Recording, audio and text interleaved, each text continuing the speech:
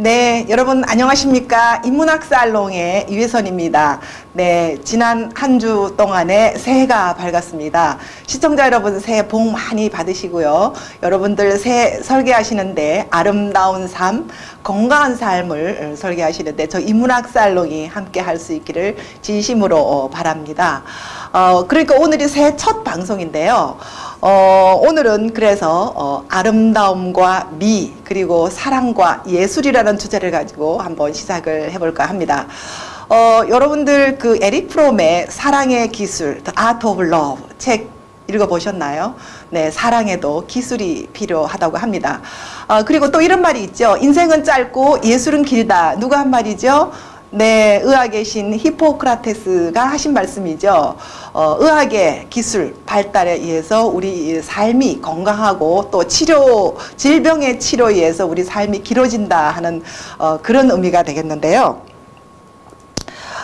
그래서 오늘은 의학자로서 히포크라테스 선서를 직접 하신 성형외과 원장이신 최성덕 회장님을 이 자리에 초대 손님으로 모셨습니다. 우리 최 회장님은 우리나라 의료 기술의 어떤 예술적인 경지를 동남아나 세계에 전파하신 K-메디컬 한류의 주역이시고 대한 미용 성형 레이저 학회장이시면서 또 국제 미용 학노학회 국내 회장 또 미국 반영구 화장협회 정회원이시면서 최근에는 대한반영구 회장의학회를 창립을 하셨습니다.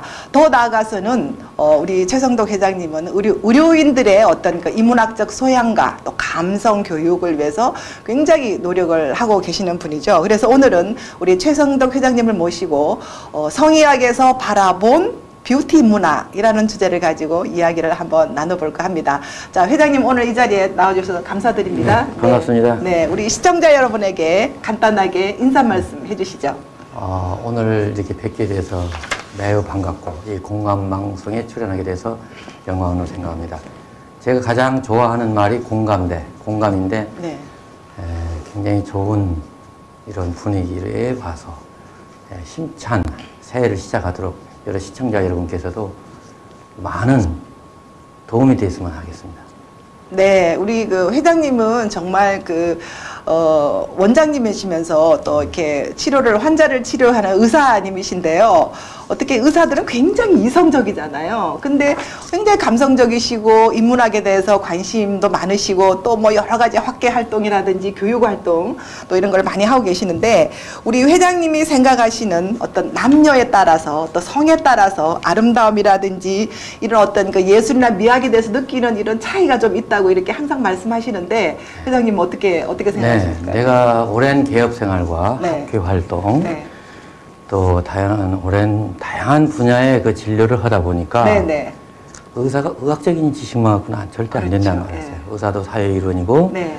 또 하나는 그 인문학적 소양, 네. 특히 예술과 문화에 대해서 네. 충분히 알아야 네. 앞으로 새로운 상상력과 창조를 가지고 네.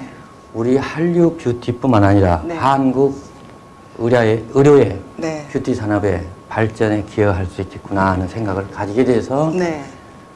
인문학적인 요소가 필요하다고 생각했습니다. 아, 네. 그래서 제가 조금 아까 제가 그 히포크라테스의 선서에 나오는 인생은 짧고 예술은 길다라는 이야기를 들으면서 우리가 보통 예술이라든지 인문학이라고 이렇게 생각을 하면은요 굉장히 좀 추상적이고 좀 감상적이고 그러니까 아름다운 미학 뭐 이런 거를 생각하는데 여기서 그 히포크라테스의 어떤 그 아트 예술은 네. 좀 다르잖아요, 의미가. 예, 우리 회장님 생각은 어떠세요? 네, 그 당시에는 상당히 시대적 배경으로 고대 그리스라든가 이런 데서는 네. 휴머니즘이라든가 헬레니즘 문화가 번성했던 시대이기 때문에 네, 네. 예술적인 초점이 있었지만 네. 사실은 질병을 그 당시에 치료할 수 있는 그 기술 자체의 아름다움을 추구했습니다. 그렇지만 현대적으로는 네. 이제 질병 치료뿐만 아니라 네. 사회적 분위기가 그 뷰티에 많은 접목을 해야 되는 의사가 하나 저는 항상 그 메디컬 아티스트라는 말을 합니다. 아, 메디컬 아티스트. 예. 새로운 용어네요? 예. 메디컬 아티스트가 돼야 네. 많은 사람들과 공감대를 가지고 아름다움을 창조할 수 있으면서 네. 그걸 의학과 접목할 수 있다고 생각합니다.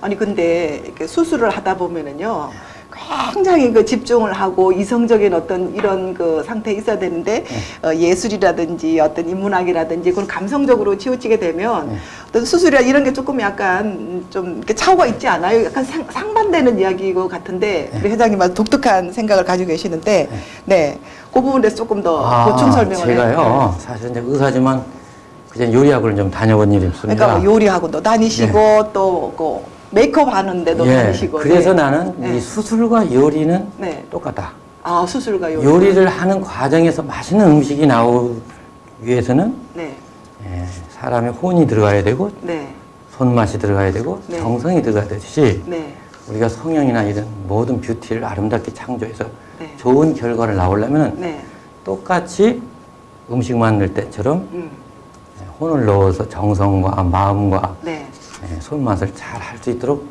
두뇌를 충분히 활용해서 아름다움을 창조해야 좋은 하나의 음식도 우리 보통 작품이라고 합니다. 그 요리사 자격을 딸 때는 이것도 작품을 만들어야 된다고 생각합니다. 근데 또 이제 회장님 항상 그 교육하실 때 들어보면은 남녀가 대화하는 방법도 다르다고 하셨잖아요. 예. 이거 굉장히 중요합니다. 우리가 어떻게 보면 뷰티와 러브 이 말을 가장 내가 마음속에 좋아하는 말인데 성으로 태어나지 않는 사람 한 사람도 없습니다. 그렇죠. 남자 아니면 여성. 결국은 뷰티와 러브는 인간사를 대변하는 가장 키워드라고 생각합니다. 그렇죠. 그래서 오늘 새 첫 시간을 이렇게 키워드를 사랑과 예술, 미와 아름다움으로 시작을 하거든요. 그래서 여성은 항상 애정받고 사랑받고 싶은 그런 마음이고 남자는 또 하나는 정복하고 싶은 마음. 그러니까 보통 우리가 성학적으로는 여성은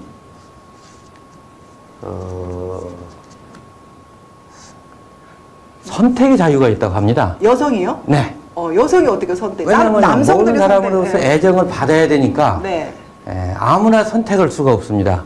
그렇지만 애정을 많이 받을 수 있도록 미적으로 자기가 잘 갖춰야만 많은 사람으로부터 이 애정을 받을 수 있기 때문에 그런 점을 가지고 있고요. 그래서 여자는 더 선택받기 위해서 신중할 수밖에 없습니다. 아무나 선택할 수가 없지 않습니까? 남자는 그래도 이제는 성취해야 되니까 자기가 정복에 대한 어떤 욕구, 능력입니다. 그래서 여성의 그 키워드는 관계지향, 남성한테는 목적지향이라고 합니다. 목적지향. 목적을 위해서는 자기 능력을 키워야 되니까. 목적을 달성하기 위해서는. 그 관계지향적인 여성하고 목적지향적인 남성하고 대화하는 방법도 다르죠. 달라야 됩니다. 어떻게 대화를 하죠? 우리가 남자한테도 여성적인 요소도 필요하고 남성적인 요소 필요하고 또 하나는 여성한테도 남성적인 요소와 여성적인 요소가 동시에 필요합니다. 그걸 비율을 어떻게 때와 장소에 따라서 적절하게 배분해서 해야지 남자의 생각으로 남자와 똑같이 강요를 한다든가 여자한테 강요한다든가 또 여성도 여성의 입장으로 또 여성의 생각으로 남성한테 모든 걸 어프로치하는 거는 좀 방법이 잘못되지 않을까. 예를 들면 남성들은 어떤 식으로 대화를 하죠? 예를 들면 사례를 한번 좀 들어보시죠. 그러면 남자들은 보통 여자들한테 항상 여성이 예를 들어서 사모님이 미장원을 갔다 왔습니다. 미장원을 갔다 왔는데 머리를 예쁘게 하고 왔으면 여자는 테스트를 받고 싶어 합니다. 그런데 며칠이 지난 뒤에 갑자기 남성이 머리 좀 예쁘게 미장원 갔다 왔나? 그러면 며칠 됐는데 빨리 알아주지 못한 거기에 굉장히 서운해합니다. 그렇죠. 여성은 남성은 반드시 그날 즉시 멋있어졌네. 미장 참 머리 잘다. 항상 이런 모습을 가졌으면 얼마나 예쁠까. 이렇게 얘기를 할 때 여자는 그 이상 기쁠 수가 없죠. 기쁠 수. 그럼 여자는 남성들한테 어떻게 이야기를 해요? 항상 그 자기 능력을 인정해 받고 싶은 게 남성입니다. 그러니까 남자들 능력. 네. 네. 거기는 모든 뭐 금전적인 것뿐만 아니라 모든 성적으로 능력, 사회적인 능력 이러면 당신은 정말 훌륭하고 능력 있는 사람이야. 네네. 앞으로 더 발전할 수 있어. 네네. 이렇게 사기를 잃지 않도록 네. 한마디를 해주면 네. 굉장히 출근할 때도 네. 하루 종일 기분 좋습니다. 예를 들어서 이제 부부 입장에서 네. 아침에 뭐 이렇게 출근하는데 이렇게 뭐 이렇게 트러블이 있을 수 있잖아요. 네. 예, 그랬을 때 어떻게 이렇게 대화를 잘 풀어가면 약간 그 인문학적인 차원에서 좀 기분 좋게 해결됐다 하는 그런 생각이 들까요? 공통적으로 남자나 여자나 해야 될 건 겸손해야 됩니다. 어떻게? 네. 남녀 사이에 너무 자존심을 죽여야 됩니다. 네네. 자존심이 있을 수가 없습니다. 네네. 네. 그래서 오늘 내가 네. 우리 가정과 네. 우리 애들과 네. 당신을 위해서 최선을 다할게. 이렇게 얘기하고. 근데 이제 그 인문학적으로 이렇게 우리가 다르게 느낄 수 있지만 결국은 그 호르몬의 차이 아니에요? 남자, 여자? 그렇죠. 예. 예. 그러니까 남성은 어떤 호르몬이 조금 이렇게 더 강한 거예요? 네. 결국 인간사는요. 네. 남성 호르몬이 인간사를 지배한다고 봅니다. 아, 그래요? 예. 네. 예를 들어서 성적인 욕구도요. 네. 남성 호르몬이 작용합니다. 왜? 여성한테도 남성 호르몬이 분비됩니다. 여성한테도? 예. 네네. 그래서 여자가 성욕이 떨어졌을 때 네. 여성 호르몬을 투입하는 건 아주 잘못된 겁니다. 아, 그래요? 네. 그럼 여성이 어떻게 성적으로 떨어진 남성 호르몬을 주입을 해야 되나요? 예. 그건 너무 뜻밖인데요? 예를 들어서요, 우리가 보통 호모들이 있죠. 네. 호모들을 보면 특히 남성이 더 압도적으로 많습니다. 아, 그래요? 예. 네. 그래서 혈액을 채취해서 보면 호르몬 수치는 정상인데 네. 이상하게도 여성을 봤을 때 감각이 없지 않습니까? 그러니까 호모의 경우는 여성을 봤을 때 감각. 예. 네. 예. 마찬가지로 네. 그게 근데 선천적으로 그 리셉터 뇌에서 그걸 네. 작용하는 네. 호르몬이 받아주지를 못한다고 해요. 아, 호모들이. 예. 네. 마찬가지로 네. 여성들한테는 남성의 그 호르몬이 작용하기 때문에 보통 중년이 되면 여성분들이요. 더 성적으로 왕성해진다고 그래요. 네, 네. 왕성해지고 네. 또 하나는 목소리도 굵어지지만 결단력도 강하고 재테크도 잘합니다. 재테크도. 예. 네. 복부인들이 되게 네. 벌써 결단력이 있고 네. 목소리도 굵어지고. 그래서 네. 이제 고개 숙인 남자들도 많이 나오고. 네. 40대가 되면 그래도 가정의 중심이 엄마로 올라갑니다. 엄마를. 네. 예. 남성은 순해지고 네. 애들도 엄마 말을 들어 듣고 아빠 말보다는 네. 잘 따릅니다. 네, 네, 가정의 중심이 이제 남성에서 여성으로 이렇게 옮겨지면 예. 어떤 그 분위기도 좀 다르잖아요. 네, 가정의 분위기랄까, 대화 분위기랄까 이런 다른데 어떻게 좀 이렇게 좀 어드바이스를 해줄 그때는 수 그건 있을까요? 남성이 네. 그걸 자연스럽게 받아들여야 됩니다. 예를 들어서 이제 어떤 옷을 입고 밖에 나갈 때 사모님이 보통 당신 옷이 저번에 사온 것도 있는데 왜 그렇게 촌스럽게 입고 다녀? 이런 얘기를 할 수가 있습니다. 네, 네. 그럴 때 옆에 있는 대학교 다니는 따님이요. 네. 엄마 편 듭니다. 네. 아빠 창피해 죽겠어. 이런 얘기를 하면은 네. 야, 나를 위해서 이렇게 관심이 있고 이렇게 나를 위해서 신경 써니 나는 고맙다. 이렇게 얘기해야지. 네. 나를 이렇게 우습게 알아? 이러면 안 됩니다. 그걸 잘 받아들이면 네. 바가지라는 건 어떻게 보면 관심입니다. 바가지 그런 거. 바가지를 굉장히 고맙게 받아들여야 돼요. 무관심은 굉장히 모욕입니다. 네. 예. 그렇죠. 그걸 서로가 알고 미리 생각하고 느끼고 자연스럽게 대화하면 아무 탈이 없는데 네. 그걸 공감을 못해서 소통을 못해서 생기는 겁니다. 네. 근데 그 우리 닥터들이요 굉장히 스트레스가 많잖아요. 예. 그래서 우리가 생각하기에는 인문학하고는 좀 거리가 먼 사람이다. 예. 그렇게 생각을 하는데 또 의외로 닥터들이 그 스트레스를 풀기 위해서 음악이나 미술에 관심이 많으신 분들도 굉장히 많거든요. 예. 그 원장님은 주로 어떻게 스트레스를 풀고 또 주변에 계시는 닥터님들은 또 스트레스 풀거나 인문학적인 활동을 위해서 어떤 활동을 하고 계시는지 예. 궁금해요. 예. 저는 개인적으로 네. 이 세 개가 중요합니다. 세 개? 예, 세 개. 네. 나 혼자만의 세계, 네. 부부간의 세계, 네. 또 가정의 세계, 네. 네, 학회와의 세계, 모임의 세계, 네네.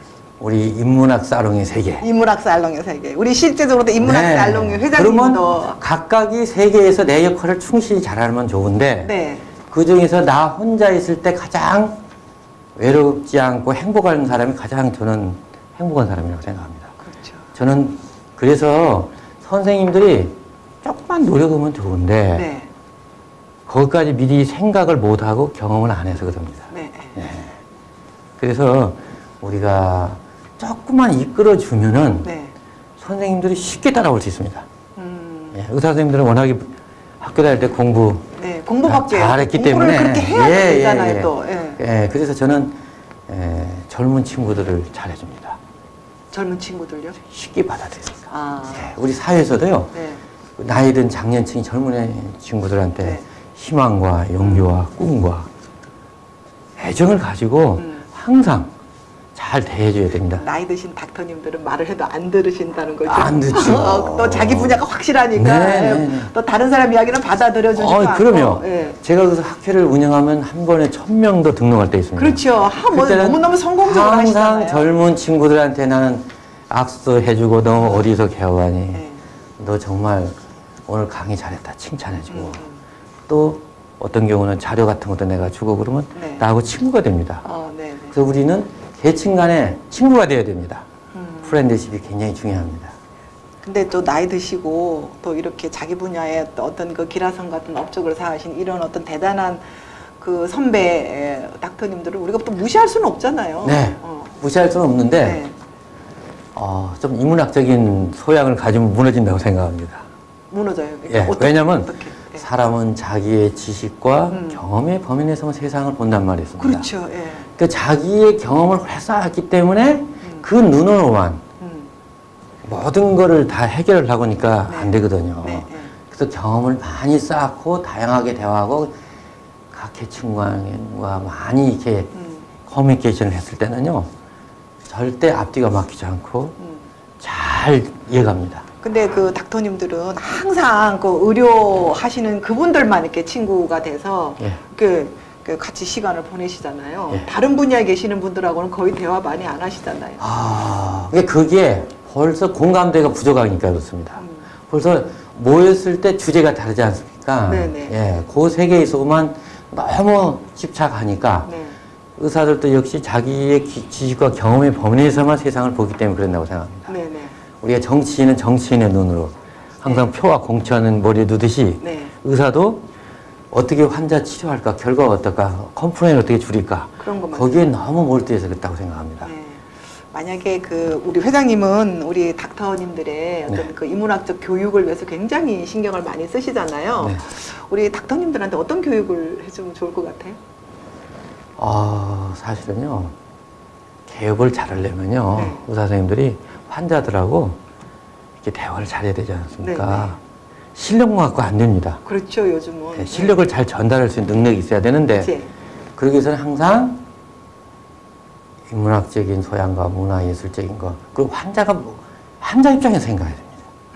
그 또 하나는 절대 자존심 상하는 행위를 해서는 안 됩니다. 누가? 닥터님들이요? 의사, 환자한테. 환자에게. 그러면 환자도 자기 자신이 치료 이전에 자존심 상한 행위는 용서가 안 됩니다. 그래서 컴플레인을 할 때 항상, 그래서 저는 개인적으로 컴플레인 했을 때는 제가 이 순간 너무 밉죠. 제가 아무리 미워도 커피 한 잔 들고 가시죠. 그러면 마음이 가라앉았을 때 대화가 잘 됩니다. 그럼 이제 회장님은 아주 그 환자한테 스트레스를 많이 받거나 혼자 계실 때 주로 뭐 하세요? 저는 주로 독서를 합니다. 독서? 너무 FM적인 그게 아니고요. 독서를요, 저는요, 이 집중력은 우리 세로토닌이라는 게 있습니다. 그렇죠. 세로토닌은 우울증을 치료하는 약입니다. 그런데 나는 스트레스 받고 이럴 때는요, 역사책을 읽어봐요. 그래요? 너무 뜻밖이네요. 역사책을요, 막 스트레스 받을 때 1시간 동안 옛날 로마인 이야기라든가 재밌게 있고 또 문화예술 이렇게 그 당시의 시대적 배경 한 1시간 독서를 하면요, 마음이 쫙 쫙 가라앉고 릴렉스가 됩니다. 왜 회장님이 예. 인문학적인 어떤 소양이 풍부하신 분인지 이제야 예. 알겠네요. 예. 그 안에 스트레스를 받으면 우리는 책을 읽으면 더 스트레스를 받는데 예. 그 책을 읽으시면서 스트레스가 쫙 가라앉는다는 것은 정말 그 대단한 집중력은 바로 스트레스와 관계 있습니다. 그렇죠. 네네. 그래서 종교도 어떻게 보면 최면입니다. 그렇죠. 집중력이에요. 네네. 그렇기 때문에 우리가 신앙을 가진 사람은요, 굉장히 이 세로토닌 분비가 왕성하고 네. 릴렉스되고 안정감이 생깁니다. 네네. 예. 그래서 우리 공부도 즐기고 릴렉스돼야 됩니다. 예. 우리가 재미있는 영화는 안 잊어버리지만 네. 시험 때 벼락 시기는 금방 잊어버려요. 네네. 그래서 우리가 네. 그래서 너무 긴장하면 안 됩니다. 아, 그렇죠. 항상 즐겁고 공부도 엔조이를 해야 됩니다. 네네. 예. 그렇게 생각합니다. 그 우리 원장님 후배나 동료 중에 이렇게 과외 외에 의료 진료하시는 활동 외에 좀 재미난 활동이나 뭐 이런 거 하고 계시는 분 계세요? 많습니다. 네, 몇 분만 소개를 좀 해주시죠. 네, 어떤 친구는 아주 색소폰을 가지고 색소폰. 네. 내가 아는 그 윤석찬이라는 네. 후배가 있는데 이름을 네. 밝혀도 될 정도로 예, 괜찮습니다. 네. 작곡도 해서 CD도 내고 의사분이신데 알토 색소폰을 그렇게 잘 봅니다. 네. 작곡도 합니다. 그분 우리 인문학 살롱에 한번 꼭 초대하겠습니다. 네네. 알토 색소폰을 얼마나 잘 부는지 네. 그 선생님은 학교할 때 1시간 동안을 그 연주를 합니다. 학회에서 정말 인기가 많으시겠네요. 네네. 네. 꼭 한번 초대하겠습니다. 네, 한번 초대해 주시고 또 우리 의사분들 음악이나 오페라에도 관심 많으시는 분 많고 또 우리 닥터님들이 원장님들이 왜 그림도 많이 좋아하시더라고요. 예. 그래서 그래서 우리 닥터님들이 인문학적인 어떤 소양에 이렇게 관심 많으시는구나 하는 거를 느낄 수가 있었습니다.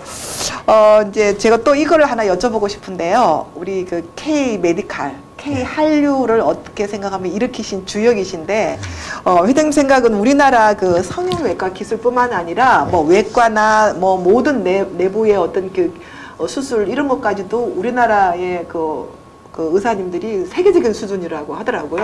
예. 네, 어떻게 생각하십니까? 이거는요. 네. 저는 이 공감 방송을 통해서 네. 오히려 정부에 꼭 얘기하고 싶은 내용도 네, 있어요.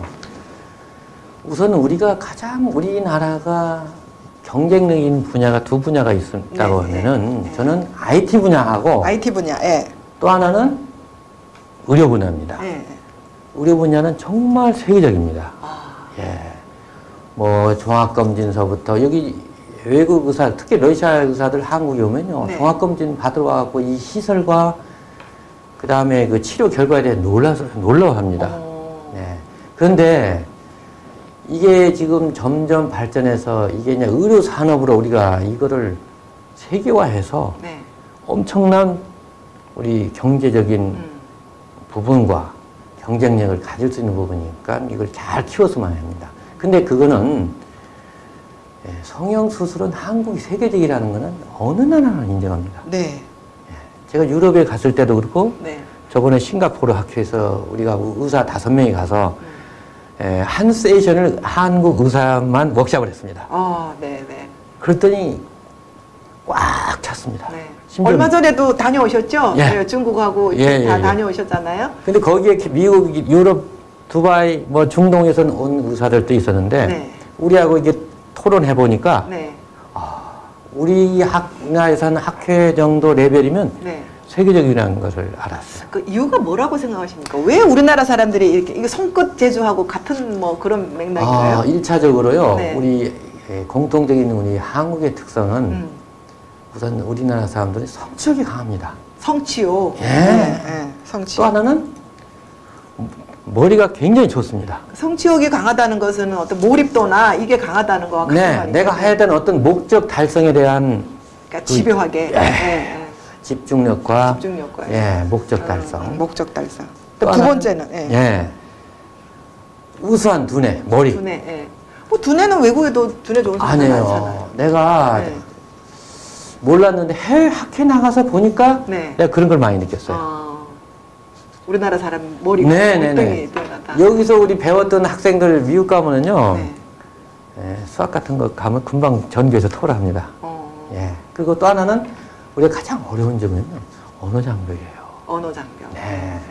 우리가 이 저술을 더 잘 쓸 수 있으면 좋은데 그거는 영어를 우리가 같이 이중언어 썼을 때는 저는 GMP뿐 아니라 폭발적인 학문의 발전이 이루어진다고 생각합니다. 왜? 세계 공통적으로 학술 용어가 다 영어로 됐기 때문에 네네.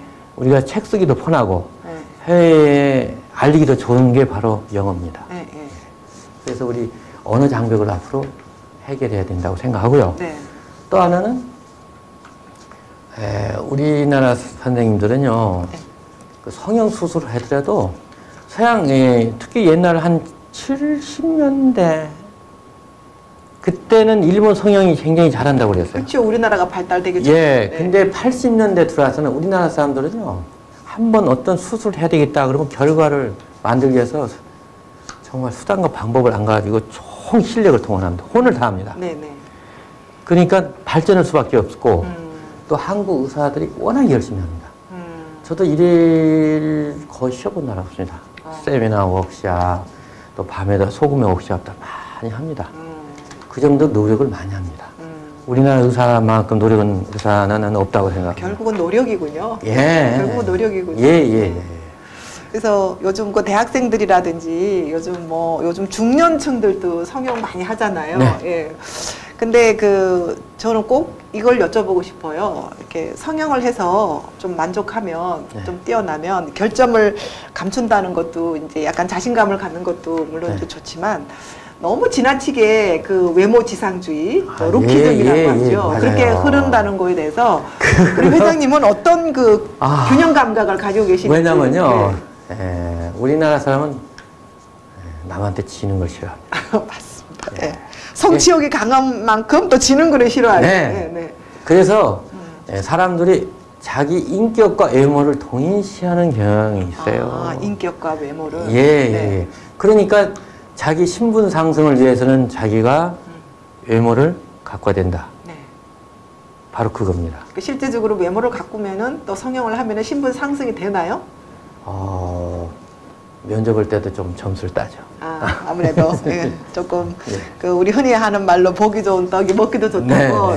아무래도 좀 보기가 좋고 이러면은 사람들한테 호감도 좋고 좀 좋은 점수를 받을 수 있겠죠, 그죠?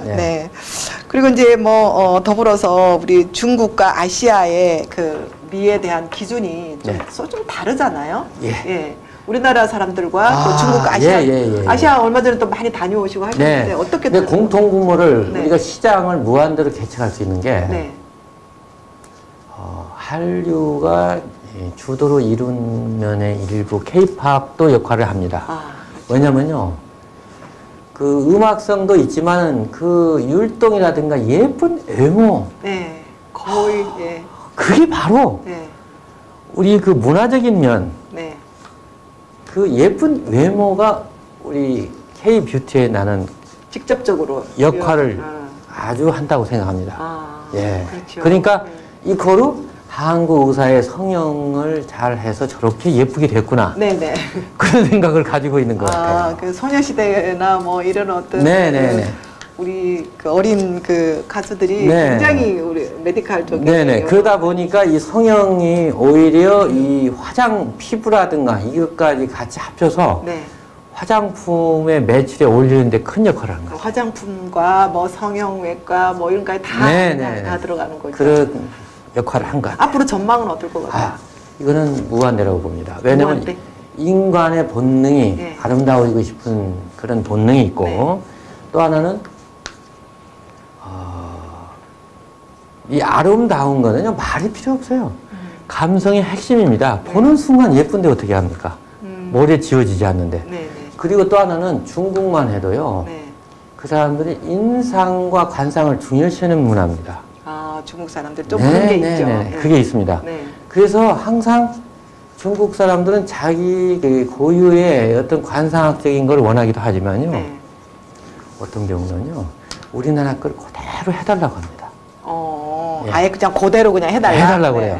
그리고 없던 걸 또 창출해요. 예를 들면 우리의 눈 밑에 애교살이라는 것이 애교. 성형이나 필러를 넣어서 그 하얀 거, 눈 밑 쌍꺼풀이라고 합니다. 근데 그게 있으면 표정이 있습니다. 그런데 중국에 없는 걸 이제 우리가 창조했기 때문에 네. 이걸 해달라고 봅니다.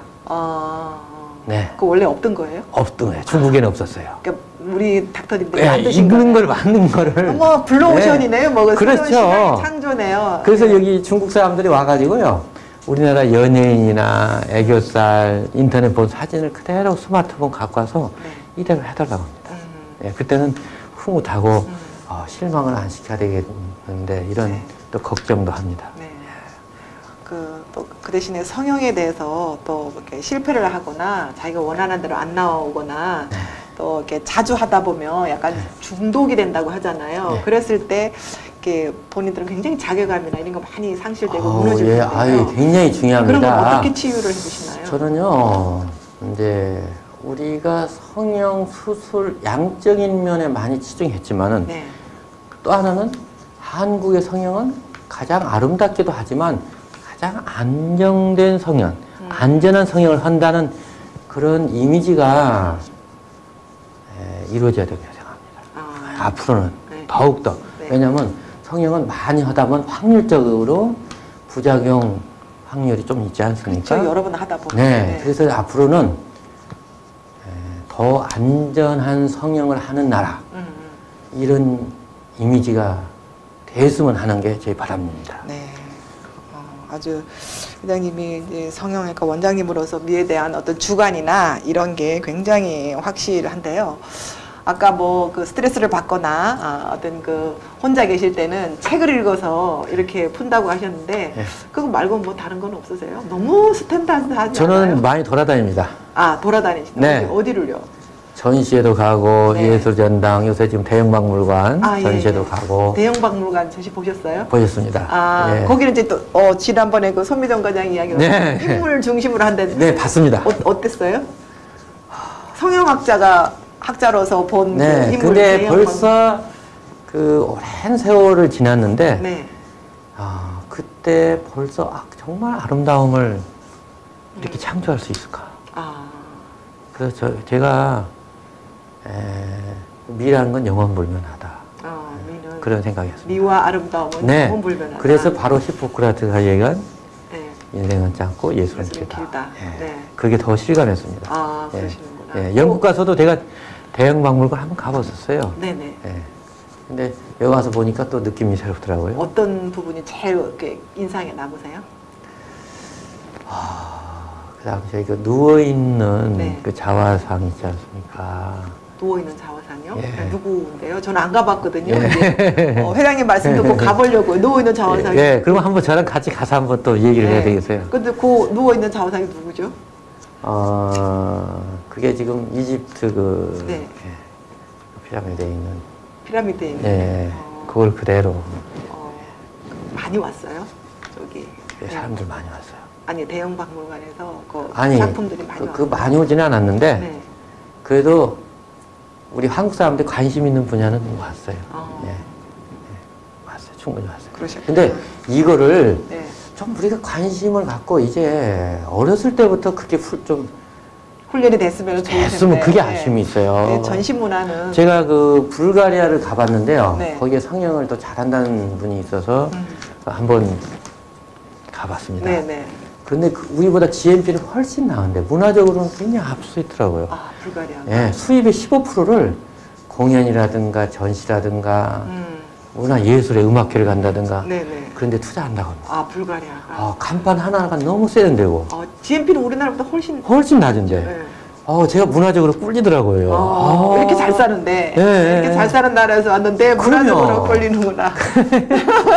솔직히 말해서. 그래서 우리가 이제 선진국이 되려면 진짜 또 상상력과 요새 창조 경제라는 게 있지 않습니까? 그게 어디서 나옵니까?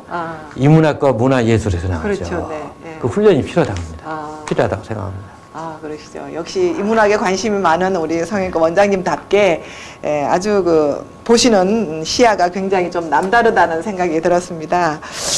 그리고 이제 최근에 책을 많이 보신다고 했는데 인문학과 관련해서 책이나 영화가 있으시면 좀 소개를 좀 해주시죠. 최근에 영화를 이제 보지는 못했지만 책을 읽은 것 중에 내가 있는 게 그 감성. 네. 예. 내가 우리 감성에 대한 네. 그 책이 있는데요. 네. 신문에 광고가 나와서 네. 이걸 봤어요. 네. 봤는데 모든 거는 느낌으로 판단한다. 그쵸, 느낌. 예. 느낌. 예. 그래서 느낌으로 판단해서 그 물건은 잘 팔린다. 네네. 이 논리적이가 아니고. 네, 그 책이 뭐죠? 그게 감성이. 예, 네. 잘 팔리는 그 책은 상품에는 네. 감성이 있다. 감성이 있다. 예. 네. 근데 그 내용 중에는요, 네. 감성공학이라는 말이 있더라고요. 감성공학요? 예, 그게 뭐냐면 네. 내가 어떤 걸 봤을 때 거기에 임팩트가 왔지 않습니까? 네. 아, 이거 멋있다, 아름답다. 어떤 감성적으로 강하게 느낀 거를 네. 뇌과학적으로 네. 어떻게 그 느낀 거를 진행하고 그걸 자기가 결론을 내린가 하는 그 프로세스를 풀어내는 과정인 학문인 것 같아요. 아, 예. 그게 결국 뇌과학에 대한 이야기예요? 그렇죠. 그러니까 네. 느끼고 이걸 이제 진행하는 거죠. 네네. 예, 과학적으로 풀어가는 거죠. 네. 그래서 그 감성공학이라고 하더라고요. 아, 감성공학. 예. 그럼 만약에 우리 닥터님들이 감성공학을 네. 우리 그 환자들한테 네. 적용을 시킨다면 어떻게? 예, 내가 느낀 거를 이거를 내가 어떻게 고객한테 전달할까? 네네. 이렇게 생각해야죠. 그러니까 예. 느낀 거를. 예. 느낀 거를 음. 어떻게 전달해갖고 저 사람하고 나하고 공감대를 이루어서 네. 설득을 시킬 수 있는가. 네. 그 차이인 것 같아요. 그리고 또 하나 또 책이 예, 있으시더라고요. 멀리 가려면 같이 가라. 네. 예. 그거는 어떤 내용이에요? 뭐든지요. 항상 같이 갈 생각이어야 됩니다. 요즘 뭐 협업이나 뭐 이런 이야기도 그렇죠. 네, 네. 그래서 내가 이번에 반영과장의학교를 창립할 때도 네네. 의사가 이건 의료행위지 않습니까? 네. 피부에 상처를 내서 색소를 넣기 때문에 네네. 상처를 내서 거기에 문제점 또 색소를 넣을 때 문제점 네. 그래서 의학이 한 일부분이지만 네. 특히 우리가 눈썹이라든가 아이라인이라든가 입술의 디자인에는 네. 또 미용인들의 힘이 필요합니다. 그렇죠. 네. 같이 가야 됩니다. 그래서 그러니까 미용인과 우리 닥터님들이 같이 네. 이렇게 해서 그래서 의학과 예술의 가장 만나는 극치감을 이루는 부분이 저는 반영과장이라고 생각합니다. 요즘 반영고 화장에 대한 반응도 상당히 네네. 관심도 많고 아, 그럼요. 동남아 쪽이나 뭐 이거 대단하죠 지금. 그래서 네. 이게 완전히 제가 K-뷰티의 가장 스탠다드로 정말 새겨하고 싶은 마음입니다. 한국의 반영과장이 네. 가장 세계적으로 탑이다. 네. 이렇게 되면은 네. 우리가 K-뷰티를 더욱더 빛낼 수가 있다고 그 생각합니다. 반영고 화장하고 타투, 문신하고는 또 개념이 다르죠? 다르죠. 예, 어떻게 우리가 차이를 느낄 수 있을까요? 그러니까는 우리가 의학적으로 다르고요. 네, 네. 예. 그 반영과장은 일종의 메이크업과 같이 커플링이 되어 있습니다. 메이크업을 어느 정도 알면 쉽습니다. 네네. 예. 예. 근데 뭐 타투나 문신 같은 경우는 문신 같은 경우는 옛날부터 네. 다 이미 알고 있지 않습니까? 네. 그렇지만 타투는 또 달라요? 아니요. 네. 잘 지워지지 않는 겁니다. 문신은 어느 정도 지워집니다. 아, 타투하고 문신하고. 저 반영과장은. 반영고 화장. 그러니까 눈썹, 아이라인, 입술은 어느 정도 지워져요. 네, 그러니까 색소 때문에 그래요? 색소 깊이가 좀 낮기 때문에. 네네. 너무 깊게 해서 안 빠지면 안 됩니다. 적절한 레벨에서는 좀 빠지면서. 문신이나 타투는 그냥. 타투는 안 빠지는 건데요. 네. 근데 이거는 메디칼에 응용할 분야가 있습니다. 대표적인 예로 우리가 탈모가 일어나가지고 네. 머리가 하얗게 보이잖아요. 머리 네네. 두피. 특히 여성 네. 탈모는 크리스마스 추락합니다. 여성이 탈모에 대해서 더 스트레스 받습니다. 네네. 그럼 거기다가 문신 색소를 안 빠지게 살짝 집어넣으면요. 네. 리얼합니다. 또 그런 기술이. 그럼요. 있구나. 그걸 응용을 주지. 의료에 또 응용해야 됩니다. 그렇구나. 무조건, 바디 문신이나 이런 거 나쁘다. 아니라 그걸 응용해야 됩니다. 그렇구나. 그 모발에 하는 거는 제가 오늘 또 처음 알았어요. 예. 이거 선풍적입니다. 그래요? 선풍적이에요? 진짜 리얼합니다. 네. 예. 어떤 경우는, 네. 머리를 짧게 깎은 것 같은 느낌을 주는 그런 아주 실물란. 아주 그 기술적인. 예. 제가 그 요즘 인문학에 관심이 많다 보니까 그 이제 미학에 대해서 조금 이렇게 이야기를 했는데 우리 그 예술을 아트라고 하잖아요. 그 아트의 의원이 고대에 테크네라고 하더라고요. 테크네. 그러니까 테크네는 기술이란 말이잖아요. 그러니까 아트가 완벽하려면은 아주 그 철저한 테크닉이 바탕이 돼야지만 완벽한 아트로서의 아름다움을 발휘할 수 있다. 뭐 이렇게 정리가 되는 거거든요. 네네. 근데 굉장히 의미가 큽니다. 그죠. 그 뿌리를 찾아가면 자연입니다. 그건 왜냐면 옛날 그리스 사람은 beauty is mathematics. 아름다움은 수학이다라고 그랬어요. 그렇죠. 아름다움은 수학이다. 그건 무엇을 의미하냐면요. 모든 아름다움엔 룰이 있습니다. 그렇죠. 음악도 소음과 음악의 차이는 뭐냐? 그 음악을 악보가 뮤지컬 그래머입니다. 일정한 룰에 의해서 아름다운 그 음악이 탄생되는 거지. 그 룰이 없는 거는 소음입니다. 그렇죠. 그러니까 우리가 그림에도 구도가 필요하고 조화가 필요하고 밸런스가 필요하듯이 이 아름다움에도 일정한 룰이 있어야 되는데 그 수학적이라는 말이 바로 자연에서 보고 황금 비율을 찾아낸 겁니다. 아름다움이 수학이다, 기술이다, 뭐 그런 걸로 이야기를 할 수 있을 것 같습니다. 회장님 뭐 오늘 뭐 그 좋은 그 뷰티 인문학에 대해서 좋은 말씀들도 많이 해주셨는데요. 앞으로 우리 그 지금 K 메디칼을 지금 막 우리 후배 닥터님들과 지금 끌고 가고 계시는 입장이시잖아요. 그래서 앞으로 어떤 그 꿈이나 뭐 계획이 있으시면 뭐 동양의 헬레니즘을 만들겠다. 그렇습니다. 그런 계획도 세우고 계십니다. 그건 무슨 얘기냐면요. 옛날 그리스 문화와 오리엔탈 문화가 결합한 게 헬레니즘이듯이. 그렇죠. 지금 우리나라는요, 이 성형도 동서양이 휴전된 일을 많이 하고 있습니다. 그렇죠. 우리 동양의 아름다움과 서양의 아름다움을 접목해 있습니다. 접목해서. 그 바로 휴전된 정점에 있는 나라가 바로 대한민국이라고 생각합니다. 아주 그래서 시장의 핵심이군요. 그래서 저는 한국이 동양의 헬레니즘 문화의 중심이 되고 서울이 동양의 파리가 되는 게 제 소원입니다. 서울이 동양의 파리가 된다.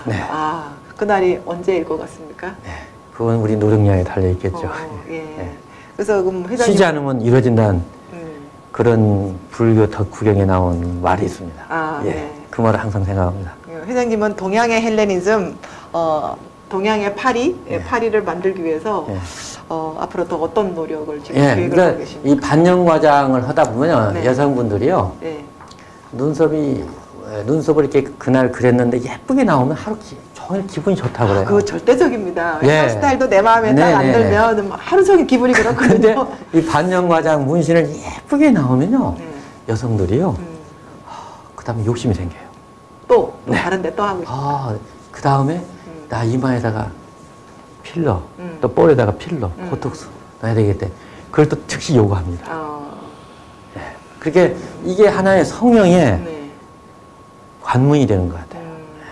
그리고 또 하나는 거기에 또 메이크업을 나중에 저는요, 메이크업과 같이 갈 생각이에요.